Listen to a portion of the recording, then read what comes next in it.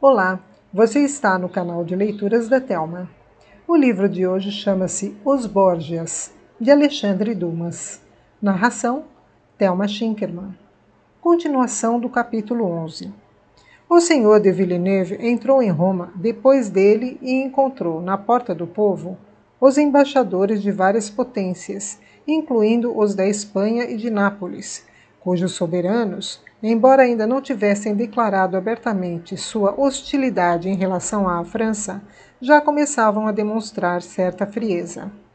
Esse último, com receio de se comprometer, limitou-se a dizer ao seu colega da França, a título de cortesia, abre aspas, seja bem-vindo, senhor, fecha aspas.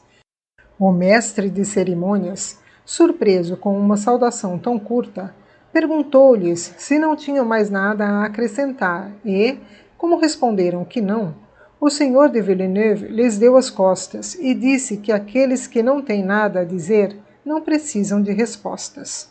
Então, tomou seu lugar entre o arcebispo de Régio, governador de Roma, e o arcebispo de Ragusa, e dirigiu-se ao Palácio dos Santos Apóstolos, que havia sido preparado para recebê-lo. Alguns dias depois, Maria George, embaixadora extraordinária de Veneza, também chegou. Ele estava encarregado de resolver os assuntos em questão com o Papa e também de conferir a Alexandre VI e César o título de nobres venezianos, bem como informá-los de que seus nomes estavam inscritos no livro de ouro. Era um favor que os dois cobiçavam havia muito tempo, mais pela nova influência que esperavam ter graças a esse título do que pela honra efêmera que ele acarretava. Em seguida, o Papa passou a entregar os barretes que haviam sido vendidos aos 12 cardeais.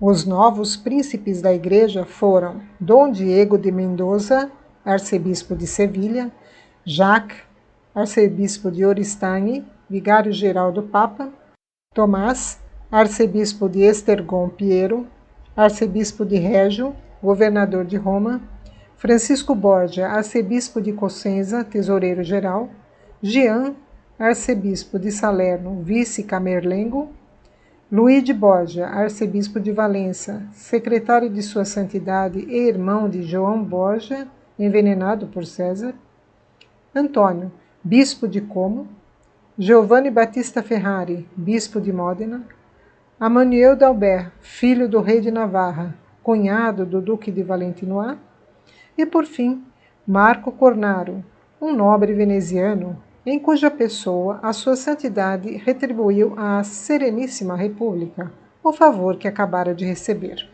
Então, como não havia mais nada prendendo o duque de Valentinois a Roma, deteve-se ali apenas para pedir um empréstimo a Agostino Tighe, um rico banqueiro, irmão de Lourenço Tighe, que havia morrido no dia em que o Papa quase morrera com a queda de uma chaminé.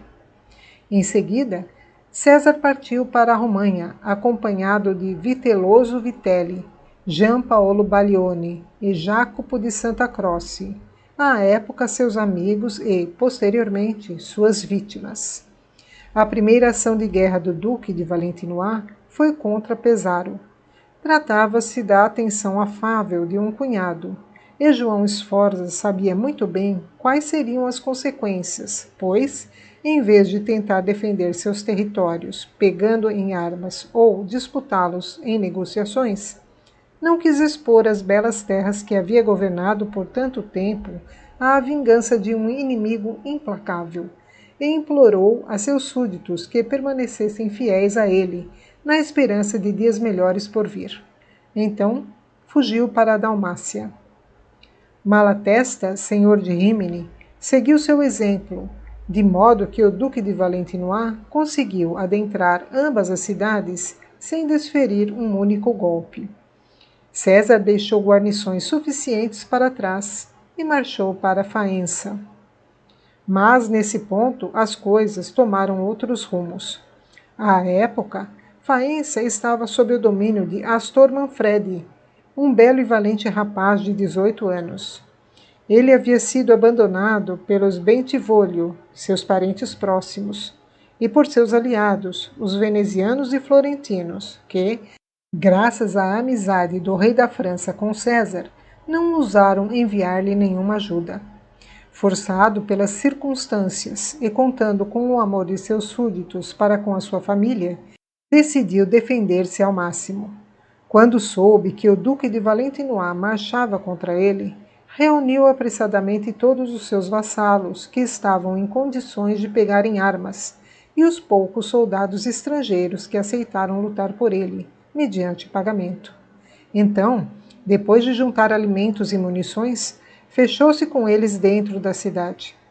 Os preparativos de defesa não preocuparam César, que estava à frente de um exército magnífico, composto pelas melhores tropas da França e da Itália, e liderado por homens como Paolo e Giulio Orsini, Vitelloso Vitelli e Paolo Baglioni.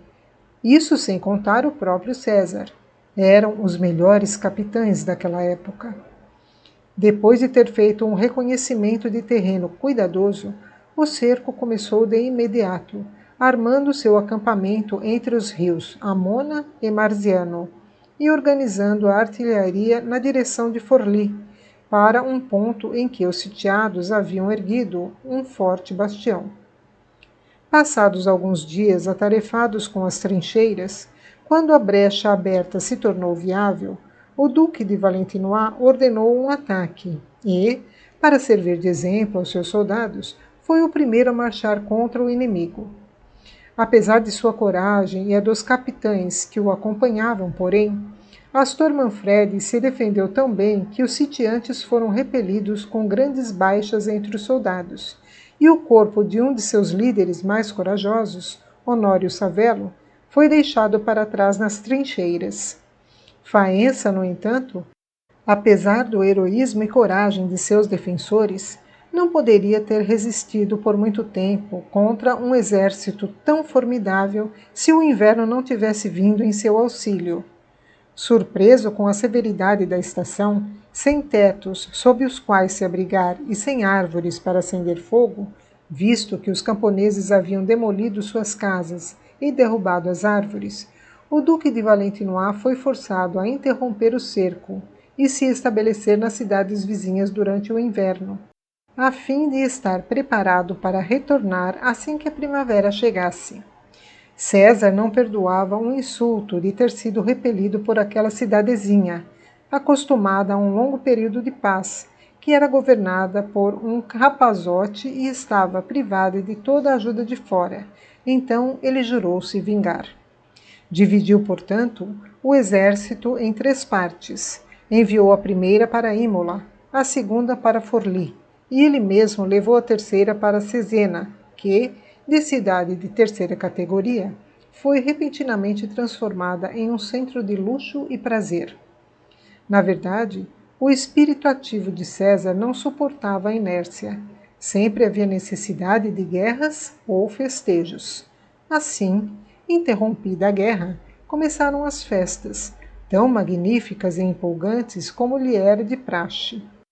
Os dias eram passados entre jogos e demonstrações a cavalo, e as noites entre danças e galanteria, pois as mulheres mais belas da România, isto é, do mundo, haviam constituído um verdadeiro serralho para o conquistador, digno de causar inveja no sultão do Egito e no imperador de Constantinopla.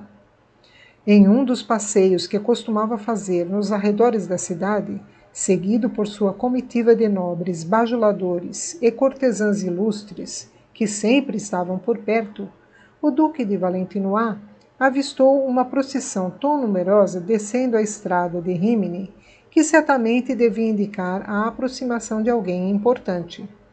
Ao perceber que no centro da procissão havia uma mulher, César aproximou-se e a reconheceu. Era a dama da companhia da duquesa de Urbino, que no dia da tourada gritara ao ver César prestes a ser atingido pelo animal enfurecido. Naquela época, como já mencionamos, ela estava noiva de Giambattista Caracciolo, general dos venezianos. Isabel de Gonzaga, sua protetora e madrinha, a enviava acompanhada por um séquito adequado para Veneza, onde o casamento seria realizado.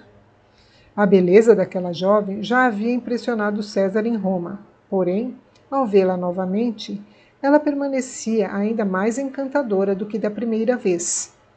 Naquele instante, ele decidiu que tomaria para si aquela flor do amor, tendo muitas vezes se censurado previamente por sua indiferença ao passar por ela. Por isso, cumprimentou-a como se fosse uma velha conhecida. Perguntou-lhe se passaria alguns dias em Cesena e descobriu que ela estava apenas de passagem por ali e que se apressava com longos dias de viagem, pois era aguardada com muita impaciência em seu destino e que passaria aquela noite em Forlì. Isso era tudo o que César queria saber. Chamou Miqueloto e, em voz baixa, sussurrou-lhe algumas palavras que ninguém mais ouviu. A procissão, como dissera a bela noiva, fez apenas uma breve parada na cidade vizinha e, embora já estivesse anoitecendo, partiu imediatamente para Forlì. Mas não haviam percorrido nem uma légua quando um grupo de cavaleiros, vindos de Cesena, os alcançou e os cercou. Embora fossem bem menos numerosos, os soldados da escolta estavam prontos para defender a noiva do general, mas logo alguns caíram mortos e outros, apavorados, fugiram. Quando a dama desceu da liteira e tentou fugir, o líder do pelotão tomou-a nos braços e colocou-a à sua frente no cavalo. Depois, ordenou aos seus soldados que voltassem para Cesena sem ele e partiu a galope através do campo. E, como as sombras da noite já começavam a despontar, ele logo desapareceu na escuridão.